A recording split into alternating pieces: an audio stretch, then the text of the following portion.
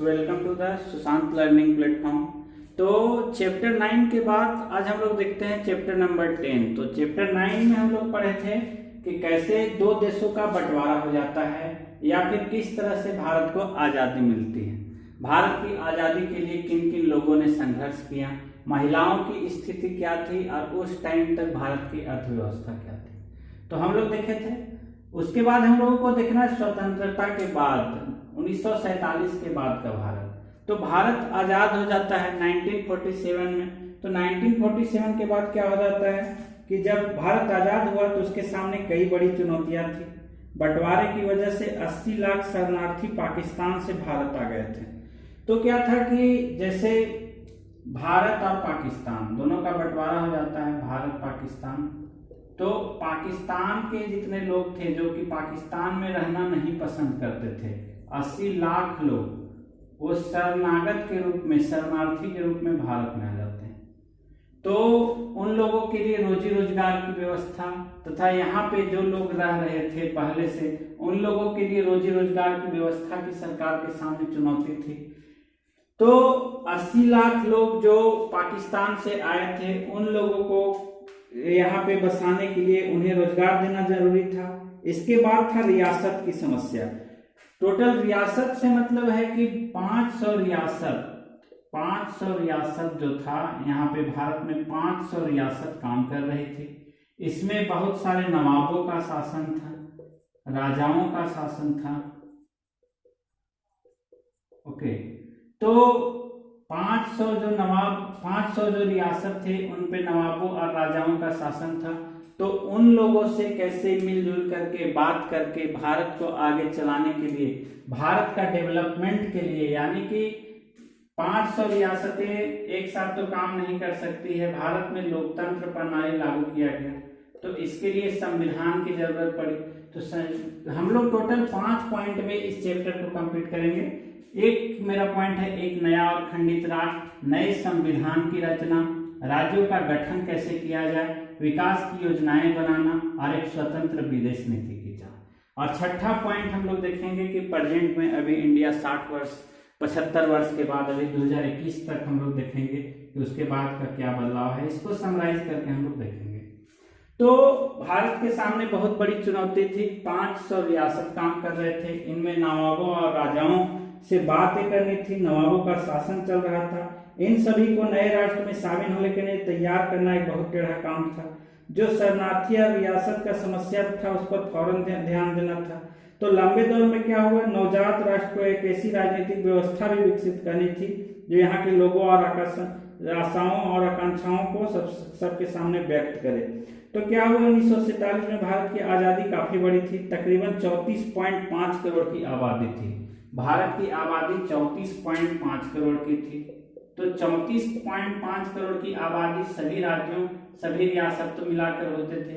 इनमें अलग अलग भाषा, पहचान, पहनावा, खान पान सबका अलग अलग था। सभी लोगों को एक साथ लेके चलने की जरूरत थी, जिससे किसी के मन में भी असंतोष की भावना उत्पन्न नहीं हो।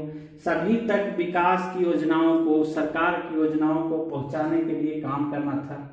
तो 34.5 करोड़ लोगों को संतुष्ट करना, उनको लेके चलना भारत के सामने बहुत बड़ी नई चुनौती थी। भारत नई आजाद हुई थी। इसमें बहुत सारे ऊंचे जाति, नीची जाति, बहुल हिंदू समुदाय और अन्य धर्म को मानने वाले थे। तो जो सबसे बड़ा चुनौती था, संविधान का रचना करना था।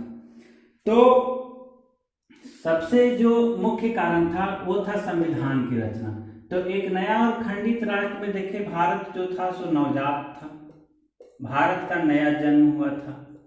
और जो अखंड भारत था, यानी कि पूरा भारत था, उसका अब खंड हो गया, टुकड़ा हो गया। भारत और पाकिस्तान दो देश बने। उसमें 80 लाख जो पाकिस्तानी थे शरणार्थी बन के भारत में रहने आ गए। ठीक है। तो सबसे बड़ा जो चुनौती था सरकार के सामने था नया संविधान का रचना करना, यानी कि कैसे नया संविधान, कानून व्यवस्था को लागू करने के लिए कैसे संविधान की रचना की जाए। तो 300 भारतीयों ने मिलकर यह निर्णय लिया कि कैसे नए संविधान का रचना किया जाए। 1946 से नवंबर 1949 के बीच।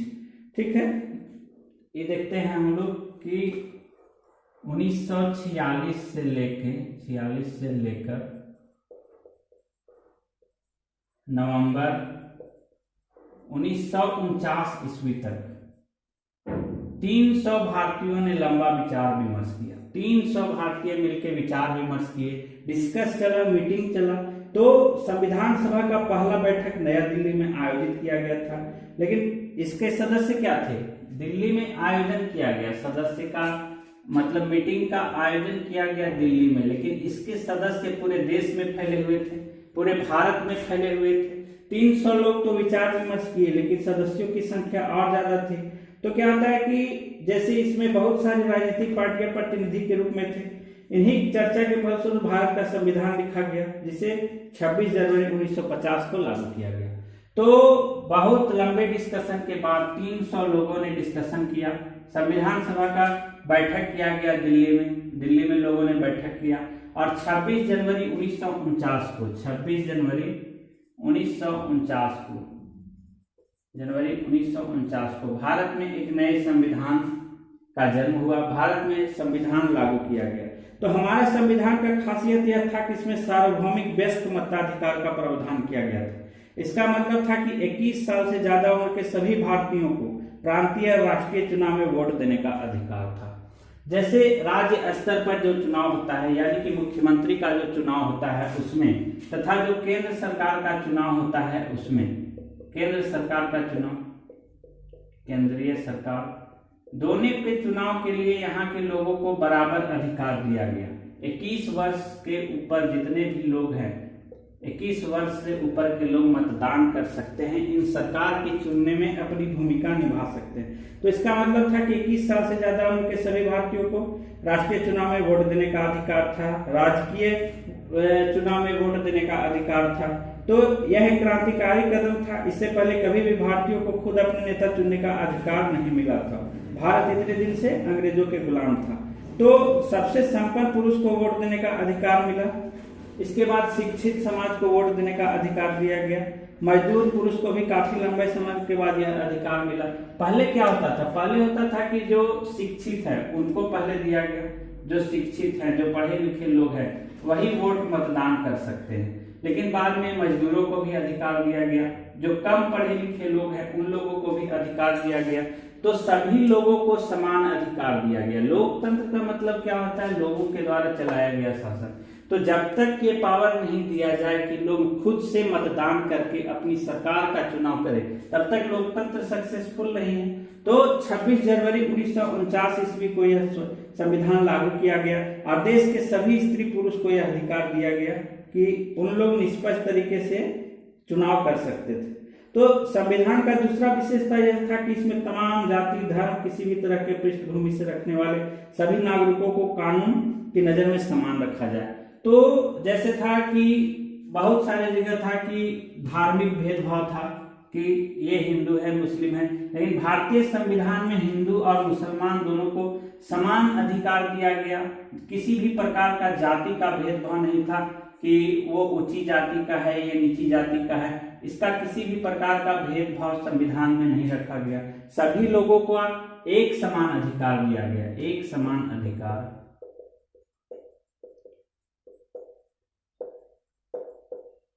सभी लोगों को एक समान अधिकार दिया गया। तो क्या हुआ कि जैसे संविधान का दूसरा विशेषता था, तो बहुत सारे लोग थे जो पाकिस्तान का समर्थन करते थे, जिसका गठन एक खास समुदाय मुस्लिम के हित की रक्षा के लिए किया गया था। परंतु भारतीय प्रधानमंत्री जवाहरलाल नेहरू का स्पष्ट मत था कि भारत हिंदू पाकिस्तान नहीं बन सकता और न ही बनना चाहिए। प्रधानमंत्री पंडित जवाहरलाल नेहरू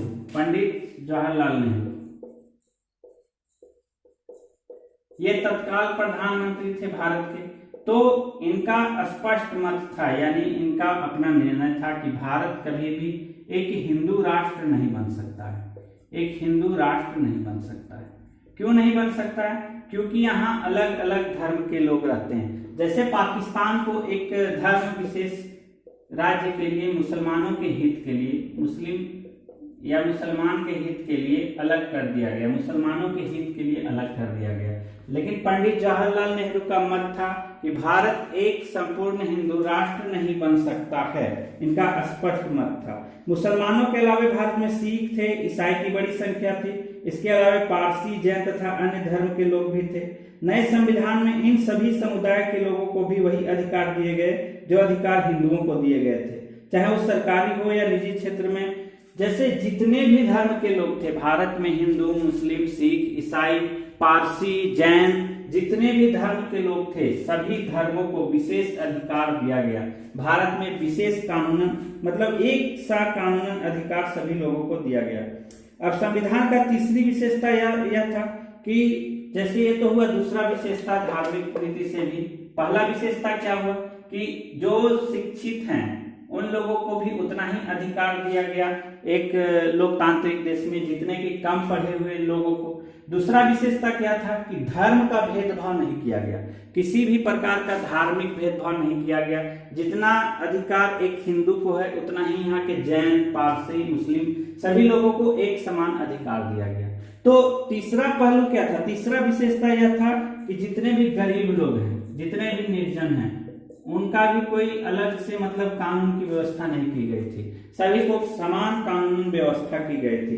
जैसे सबसे वंचित तबके के लिए विशेष सुविधा की व्यवस्था की गई, जैसे भारत के सम्मान को कलंकित करने वाली छुआछूत को खत्म किया गया। अब तक हिंदू के मंदिर में क्या होता था कि जैसे जो बड़े जात के लोग थे उन लोगों को ही सिर्फ हिंदू में जो बड़े जात के लोग थे उन लोगों को मंदिरों में प्रवेश की इजाजत थी। लेकिन इसके बाद क्या था, छुआछूत का बहुत बड़ा बीमारी था, इंडिया में फैला हुआ था, छुआछूत बहुत ज्यादा था।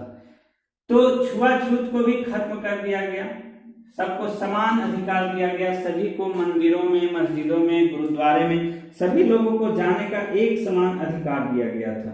तो निचली जाति के कुछ सदस्य के लिए आरक्षण का व्यवस्था किया गया। आरक्षण क्यों लाया गया? जैसे भारत में क्या था कि जो पहले से लोग ज्यादा शिक्षित थे या ज्यादा सरकारी विभाग में थे या नौकरी करने वाले या पूंजीपति लोग थे, वे बड़े जात के लोग थे, बड़े तबके के लोग थे। तो छोटे तबके को ऊपर उठाने के लिए समाज के मुख्य धारा में लाने के लिए उन लोगों को आरक्षण का व्यवस्था किया गया, रिजर्वेशन दिया गया उन लोगों को। ओके, कि उन लोग अपने आप को समाज में सभी लोगों के योग्य खड़ा कर सके। तो जितने भी उम्मीदवार थे उनमें जैसे सरकार बनने के लिए या कोई भी राज्य या केंद्र में सरकार बनने के लिए योग्यता की जरूरत नहीं, किसी भी प्रकार की योग्यता की जरूरत नहीं है। ओके, तो ये तीसरा पहलू है संविधान का कि किसी भी प्रकार की योग्यता नहीं है। तो जैसे जो पहले था आदिवासियों और छोटी जनजातियों में छुआछूत की भावना थी, उसको खत्म कर दिया गया। तो इन सब मतभेदों को दूर करने के लिए संविधान में विभिन्न विषयों को 3 सूची में बांट दिया गया, केंद्रीय सूची, राज्य सूची और समवर्ती सूची। इन सभी लोगों को लेकर चलने के लिए संविधान को 3 भागों में बांटा गया। ठीक है, संविधान को कितने भागों में बांटा गया? 3 भागों में, केंद्रीय सूची,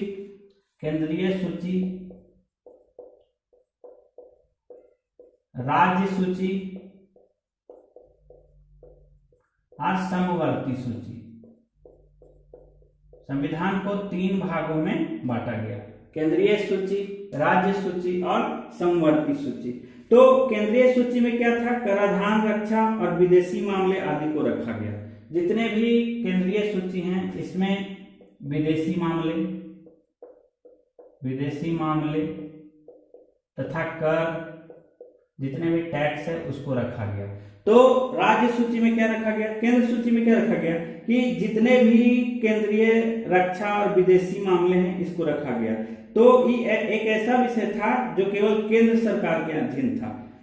ये केंद्रीय सूची केंद्रीय सरकार के द्वारा कंट्रोल में था, केंद्र के सरकार के कंट्रोल में था, केंद्र सरकार के कंट्रोल में था। अब राज्य सूची क्या था? तो राज्य सूची में राज्य सरकार की जिम्मेवारी थी, राज्य में शिक्षा व्यवस्था, स्वास्थ्य जैसे जितने भी सिस्टम थे उन लोगों को इनके में रखा गया, जिनका मुख्य जानकारी था राज्य सरकार के ऊपर था। तो समवर्ती सूची में वन और कृषि को रखा गया। राज्य का क्या काम था? राज्य सूची में रखा गया जितने भी राज्य के शिक्षा का काम है, राज्य के शिक्षा, रोजगार, इसको राज्य सूची में रखा गया। और समवर्ती सूची में वन और कृषि को रखा गया, वन और कृषि को रखा गया। भारत एक कृषि प्रधान देश था, तो समवर्ती सूची में कृषि को रखा गया। अब था कि जैसे इतने इस सब विषय को रखा गया। अब आता है संविधान सभा में भाषा। जैसे भाषा तो हर एक राज्य में अलग अलग भाषा बोला जाता है, तो सबसे बड़ा जो चुनौती आया कि भाषा को किस तरह से मान्यता दिया जाए, किस तरह से लागू किया जाए।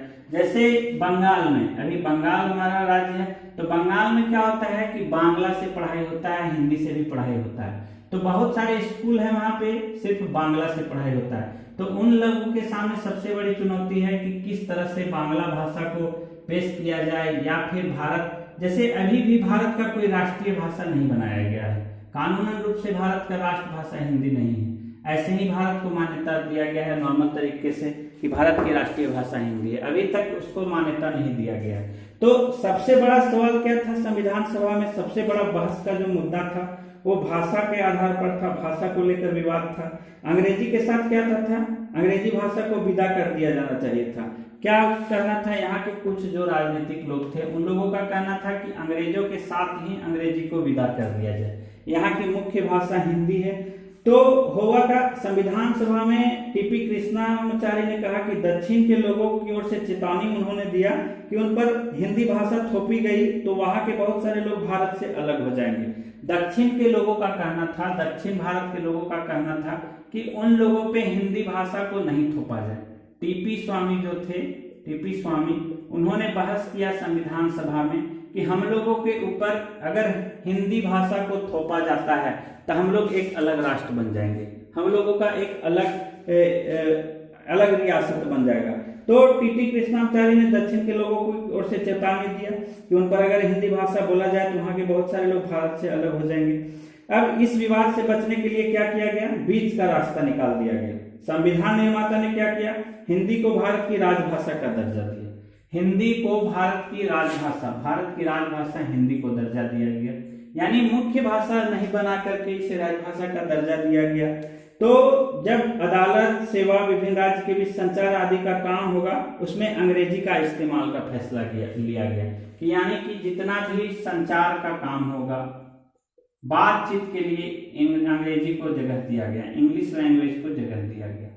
संविधान में या फिर संविधान में जगह दिया गया कहीं भी बहस के मुद्दे को लेकर, संचार के लिए, और जैसे जो भी अदालत हो, सेवा हो, राज्य के बीच संवाद हो, उसके लिए अंग्रेजी को जगह दिया गया। तो संविधान की रचना में सबसे बड़ा जो महत्वपूर्ण योगदान था वो था डॉक्टर भीमराव अम्बेडकर को, डॉक्टर BR अम्बेडकर का। इनका सबसे बड़ा योगदान था संविधान निर्माण में। भारतीय संविधान को बनाने में सबसे ज्यादा जो योगदान था इन्हीं का था। तो अब हम लोगों का अगला पॉइंट जो है कि राज्य का गठन कैसे किया जाए, राज्यों का गठन किया जाए। अब ये तो था संविधान। संविधान का पहला पहलू ये था कि जितने भी निर्धन लोग हैं, जितने भी शिक्षित हैं या फिर अशिक्षित हैं, एक बार रिवाइंड करते हैं, शिक्षित और अशिक्षित दोनों लोगों को समान अधिकार दिया गया सरकार चुनने के लिए या फिर सरकार में काम करने के लिए या सरकारी कामों में आने के लिए। शिक्षित वर्ग और अशिक्षित वर्ग दोनों का एक पहला पहलू है संविधान का बेस्ट पहलू। दूसरा हमारा आता है कि धर्म, किसी भी धर्म के लोगों के साथ भेदभाव नहीं किया गया। वो किसी भी धर्म से या जाति से आते हैं, उन्हें उनके साथ धार्मिक भेदभाव नहीं किया गया। तीसरा पॉइंट हमारा आता है कि जो किसान वर्ग हैं यानी कि जो पिछड़े वर्ग हैं, उन लोगों के लिए भी समान कानून की व्यवस्था की जाए। ये क्या था? तीसरा पहलू था कि जितने भी निर्धन लोग हैं, गरीब लोग हैं, शुरुआत में क्या हुआ था कि जो शिक्षित थे उन लोगों को आगे वोट देने के लिए आगे लाया गया। जो ज्यादा पढ़े लिखे थे, बड़े तबके से लोग थे, तो इस चीज को खत्म किया गया तीसरे में। अब है कि भाषा के आधार पर संविधान में हम लोग आगे देखें कि भाषा को लेकर बहुत बड़ा मुद्दा बना। दक्षिण के जो थे टीपी कृष्णा स्वामी, इन्होंने बोल दिया, अपने पूरे दक्षिण भारत के लोगों की ओर से बोल दिया कि अगर हम लोगों के ऊपर हिंदी थोपा जाता है तो दक्षिण के लोग बहुत सारे जो हैं सो हिंदुस्तान से अलग हो जाएंगे। तो बीच का रास्ता निकाल लिया गया कि हिंदी को राजभाषा का दर्जा दिया गया कि जितना भी राजकीय काम होगा वो हिंदी में होगा, लेकिन संचार, राज्यों के साथ विचार विमर्श का काम, राज्यों के साथ विमर्श का काम, विचार विमर्श का काम किया जाए, या फिर जो संवैधानिक काम होगा वो इंग्लिश में होगा। तो अगला हम लोग देखते हैं कि राज्य का गठन कैसे किया जाए। 300 यहाँ पर रियासत काम कर रहा था, 300 रियासत में नवाब थे, राजा लोग थे। तो राज्य का गठन किया कैसे जाए, ये सबसे बड़ा मुद्दा था। तो 1920 के दशक में स्वतंत्रता संघर्ष की मुख्य पार्टी थी भारतीय राष्ट्रीय कांग्रेस। इन्होंने आश्वासन दिया कि जैसे ही देश आजाद हो जाएगा प्रत्येक बड़े भाषाई समूह का अपना अलग प्रांत होगा। यानी कि भाषा के आधार पर पंडित जवाहरलाल नेहरू ने ये घोषणा कर दी कि जो बड़े बड़े भाषाई प्रांत हैं उन लोगों का एक अलग राष्ट्र बना दिया जाए। यानी कि जैसे भाषा के आधार पर अलग बनने वाला जो पहला हमारा राज्य था वो आंध्र प्रदेश था, उसे सिर्फ भाषा के आधार पर अलग कर दिया गया, भाषा के आधार पर राज्य का गठन किया गया। तो इन्होंने आह्वान कर दिया था भारतीय राष्ट्रीय कांग्रेस ने कि जैसे ही देश आजाद हो जाएगा प्रत्येक बड़े भाषाई समूह का अपना अलग प्रांत होगा। तो आजादी मिलने के बाद कांग्रेस ने इस वासन को पूरा करने के लिए कोई कदम नहीं उठाया, क्योंकि भारत धर्म के आधार पर बढ़ चुका था। इसलिए महात्मा गांधी की तमाम इच्छा और प्रयास के बावजूद यह स्वतंत्रता एक राष्ट्र को नहीं बल्कि 2 राष्ट्रों को मिल रही थी। तो धर्म के आधार पर भारत में जैसे जो युद्ध हुआ, स्वतंत्रता के लिए युद्ध हुआ, उस टाइम था कि भारत के लिए सभी धर्म के लोगों ने युद्ध किया। लेकिन क्या हुआ, एक धर्म के आधार पर भारत का खंडित हो जाता है, भारत के टुकड़े हो जाते हैं। तो सबसे बड़ा चुनौती था और भारतीय राष्ट्रीय कांग्रेस ने ये घोषणा कर दी थी कि हम लोग जितने भी बड़े भाषाई राज्य हैं, भाषाई प्रांत हैं, उन लोगों का अलग राष्ट्र बना दिया जाए। लेकिन बहुत दिन बीत जाने के बाद भी भारतीय राष्ट्रीय कांग्रेस ने इस चीज को अमल में नहीं लाया। तो उस टाइम के प्रधानमंत्री थे पंडित जवाहरलाल नेहरू और उप प्रधानमंत्री थे वल्लभ भाई पटेल। दोनों ही भाषा के आधार पर राज्य के गठन की नीति के विरोधी थे। उनका कहना था कि उपद्रवकारी प्रवृत्ति सिर उठा रही। उनका कहना था कि जैसे ही भारत और पाकिस्तान अलग हुए, भारत 2 राष्ट्र बना, तो दंगे बहुत ज्यादा बढ़ गए थे। देश में जगह जगह पे दंगे बढ़ गए थे। बहुत से 10,000 लोग, कहीं 20,000 लोग मारे जा रहे थे, लोग मर रहे थे, आपस में धार्मिक युद्ध छिड़ गया था। तो उसको लेकर के भी बहुत बड़ा चुनौती था सरकार के सामने कि अगर प्रस्ताव पारित कर दिया जाए कि इस आधार पे, भाषा के आधार पे, धर्म के आधार पे, जाति के आधार पे बंटवारा किया जाए तो उसमें भी देश में भेदभाव उत्पन्न हो जाएगा। उसको लेकर सबसे बड़ी चुनौती थी।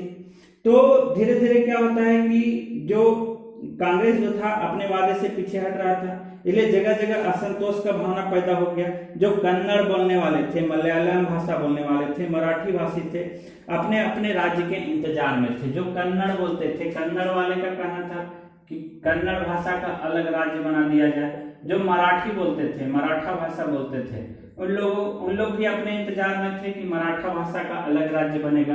तो जो बहुसंख्यक भाषी लोग थे, जो अलग अलग भाषा बोलते थे, तेलुगु जो बोलते थे, तमिल बोलते थे, सब इंतजार में थे कि भारत को भाषा के आधार पर उन लोगों को अपना राज्य मिलेगा, उन लोगों को राज्य मिलेगा। तो इसके लिए क्या होता है, अक्टूबर में गांधीवादी पोटी थे श्री रामतुल तेलुगु।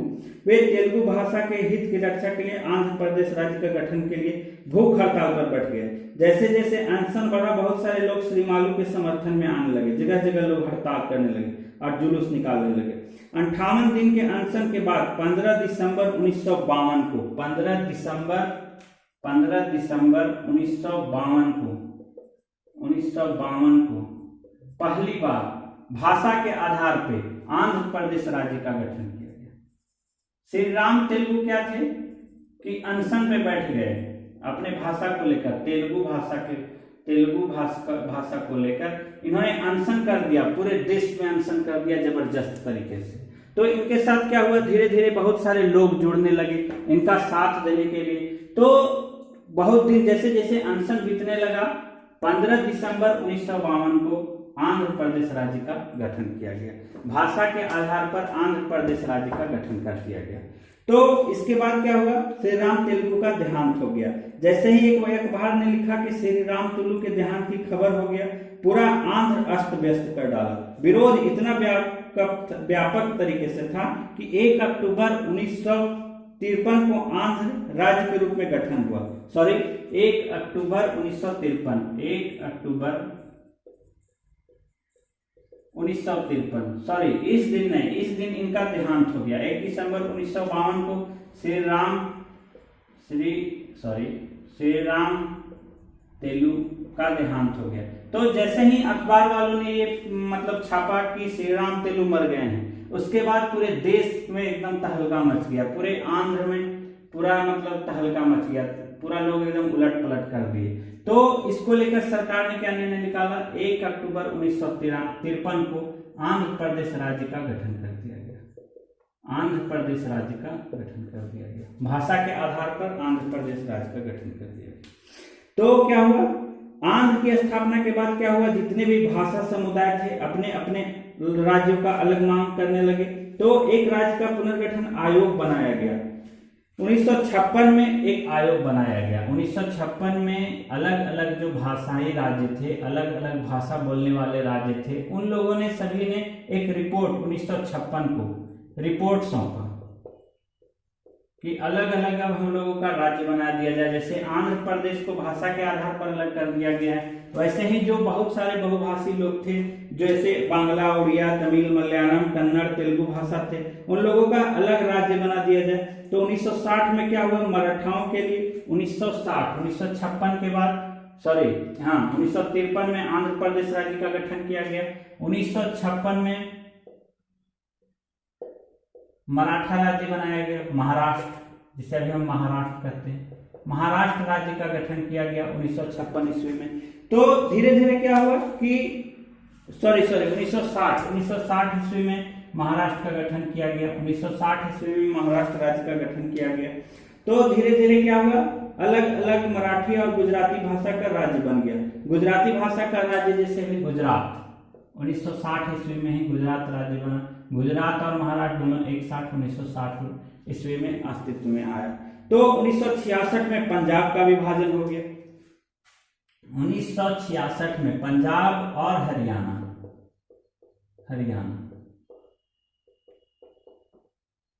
दोनों राज्य बनाए गए 1966 ईस्वी में। तो धीरे धीरे क्या हुआ कि भाषा के आधार पर राज्य का गठन होने लगा। जैसे पहला मुद्दा बनता है कि राज्य का गठन कैसे किया गया।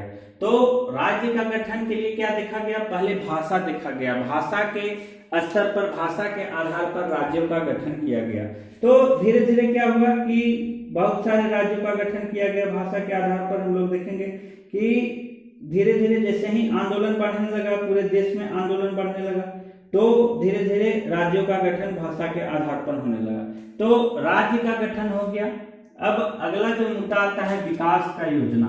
सिर्फ राज्य बनने से, राज्य के गठन करने से लोगों का पेट भरने वाला तो नहीं है।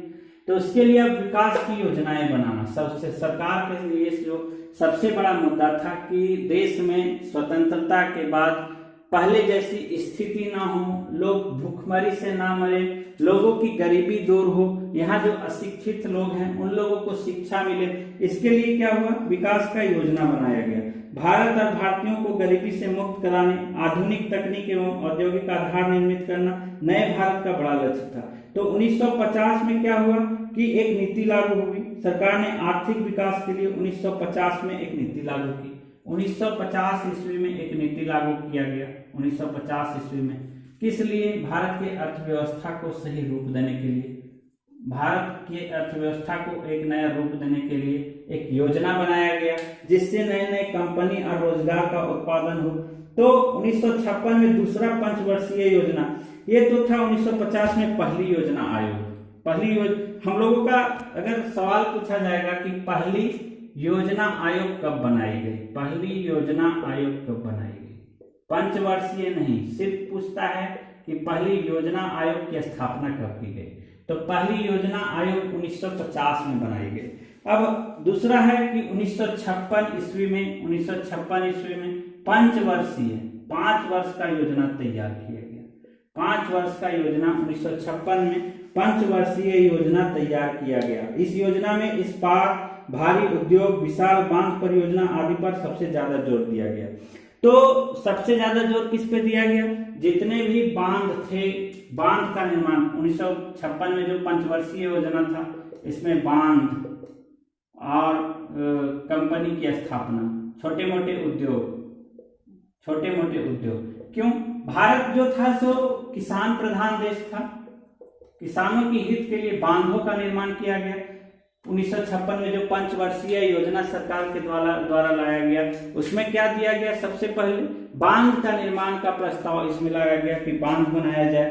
तो धीरे धीरे क्या हुआ, भारत विकास की ओर अग्रसर होने लगा। तो जो पंचवर्षीय योजना बनाया गया उसमें था कि देश के विभिन्न जन समूहों में आपस में मतलब लोग मिलके खेती कर सके। तो ऐसे क्या हुआ कि धीरे धीरे जो है सो यहाँ की अर्थव्यवस्था सुधरने लगी। तो अब हम लोग देखेंगे कि एक जैसे भारत का तो ये सब निजी मामला था, भारत का एक विदेशी नीति होना चाहिए, विदेश नीति भी होना चाहिए, जिससे विदेश से हम लोगों का संपर्क हो, व्यापार बढ़े, दूसरे लोग मतलब हेल्प कर सके। जैसे भारत तो गरीब देश था, अंग्रेजों ने भारत को कहीं से भी नहीं छोड़ा, यहाँ से लूट के गए थे। तो भारत को अच्छे तरीके से चलाने के लिए, यहाँ पे कल कारखाने लगाने के लिए क्या थी, क्या बोलते हैं, ऋण की जरूरत थी। यहाँ के लोगों को ऋण की जरूरत थी, सरकार को ऋण की जरूरत थी। तो क्या था, इसके लिए विदेश नीति सबसे बड़ी चीज थी। जिस समय भारत को आजादी मिली तब तक दूसरा विश्व युद्ध तबाही के कुछ ही समय हुआ था। 1945 में किया गया नया अंतर्राष्ट्रीय संधि था, संयुक्त राष्ट्र में भारत को जगह दिया गया। तो अब हम लोग देखेंगे कि राष्ट्र के 60 वर्ष के बाद क्या हुआ। 15 अगस्त हम लोग बात कर रहे हैं, किताबों में हम लोग को एनसीईआरटी बुक में 8 क्लास में पढ़ना है कि 15 अगस्त 2007 तक, अगस्त 2007 तक भारत कितना बदला, विदेश में या फिर आंतरिक तरीके से किस तरह से राज्यों का विकास हुआ, किस तरह से शिक्षा का विकास हुआ। तो हम लोग ये संक्षेप में समझने का कोशिश करेंगे। तो राज्य के 60 वर्ष के बाद यानी कि 2007 ईस्वी में 15 अगस्त 2007 में भारत 60वां स्वतंत्रता दिवस मना रहा था। तो उस समय स्वतंत्रता के समय नींव रखा गया था कि भारत एक लोकतांत्रिक देश है। तो हम लोगों ने बहुत हद तक सफलता हासिल की। भारत एक लोकतांत्रिक देश है। पूरे विश्व में अभी भारत की चर्चा होती है कि सबसे बड़ा अगर कोई लोकतांत्रिक देश है तो वह है भारत। तो 15 अगस्त 2007 तक टोटल 13 आम चुनाव हो चुके थे। 13 आम चुनाव सही तरीके से करवाए जा चुके थे। तो भारत क्या था, साकार कर पाया। तो भारत के लिए गर्व का बात था। तो बहुत सारे जो विदेशी पर्यवेक्षक था उनका मानना था कि भारत एक देश के रूप में ज्यादा समय तक नहीं टिक पाएगा। उनको लगता था कि भारत एक प्रत्यक्ष क्षेत्र या भाषाई समूह अपने अलग राष्ट्र की मांग करेगा और उसके टुकड़े टुकड़े हो जाएंगे। बहुत सारे जो विदेशी लोग थे उन लोगों का कहना था कि भारत में अलग अलग धर्म के लोग रहते हैं, अलग अलग भाषा के लोग रहते हैं। तो यहाँ पे क्या होगा कि देश एक लोकतांत्रिक देश के रूप में, पूरा देश के रूप में, भारत एक देश के रूप में कभी रह ही नहीं पाएगा। ये विदेशी लोगों का कहना था, लेकिन ये गलत था उनका। भारत अभी एक लोकतांत्रिक देश है और भारत लोकतंत्र में अच्छे तरीके से काम कर रहा है। उन लोगों का कहना था कि भारत सैनिक शासन के कब्जे में आ जाएगा, परंतु ये सारा आशंका क्या हुआ, खत्म हो गया। यहाँ पे शिक्षा व्यवस्था और सभी बहुत अच्छे तरीके से चल रहे हैं। अभी भी शिक्षा क्षेत्र में भी भारत बहुत आगे बढ़ चुका है। चाहे भारत का अर्थव्यवस्था का बात किया जाए या फिर विश्व स्तर पर विकास की बात की जाए तो भारत बहुत आगे आ चुका है। तो आज लोग देखें स्वतंत्रता के बाद का भारत एक नया और खंडित राष्ट्र, नए संविधान की रचना देखें, राज्य का गठन कैसे किया गया वो देखिए, भाषा के आधार पर, धर्म के आधार पर कैसे किया गया, विकास का योजना कैसे बना। पहले एक योजना बना 1950 ईस्वी में, पहली योजना बना। उसके बाद 1956 ईस्वी में पंचवर्षीय योजना बना। पंचवर्षीय योजना में जितने भी डैम थे, बांध थे, उन लोगों को जगह दिया, उन सभी चीजों को जगह दिया गया। अब हम लोग देखिए राज्य के 60 वर्ष के बाद, तो हम लोग चैप्टर में पढ़े कि जो कुछ विदेशी लोग थे यानी कि जो विदेशी विद्वान थे उन लोगों का कहना था कि भारत के टुकड़े टुकड़े हो जाएंगे। क्यों?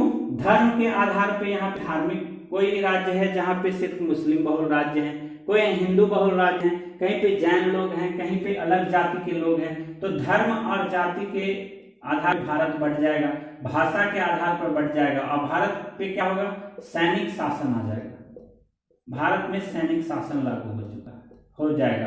तो लेकिन अभी तक क्या हुआ? 2007 तक हम लोग कि भारत एक सक्षम लोकतांत्रिक देश, शिक्षा के क्षेत्र में अग्रसर, 13 आम चुनाव हो चुके थे, भारत की अर्थव्यवस्था, विदेश नीति सभी अच्छे तरीके से काम करती